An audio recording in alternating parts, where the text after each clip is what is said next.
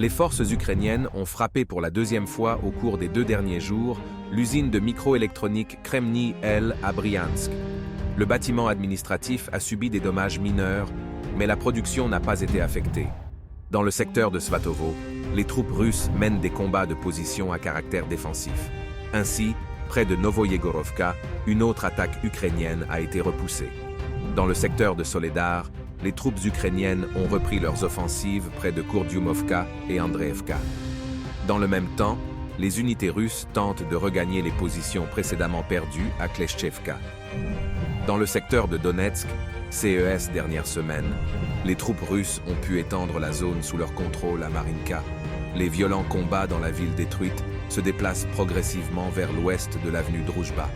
Les troupes ukrainiennes continuent de bombarder les villes du Donbass. Des bâtiments résidentiels et des infrastructures civiles ont été endommagés à Donetsk. Une femme a été tuée et au moins 4 autres personnes ont été blessées. Les attaques ukrainiennes contre les positions russes sur le front sud de la DNR près de Novodonetsk et de Novomayorsky se poursuivent. Dans ce dernier cas, l'ennemi, au prix de lourdes pertes, parvient à prendre pied dans la périphérie nord-ouest. Les troupes russes ont de nouveau lancé des attaques de missiles sur l'usine Motor Sich à Zaporozhye. Selon des données préliminaires, l'un des ateliers utilisés par les forces ukrainiennes pour réparer du matériel militaire a été endommagé.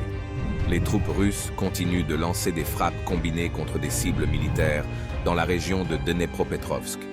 Ainsi, à Krivoy Rog, le bâtiment de la police, où se tenait alors une réunion des forces ukrainiennes, a été touché. Les ports ukrainiens du Danube ont de nouveau été soumis à une attaque.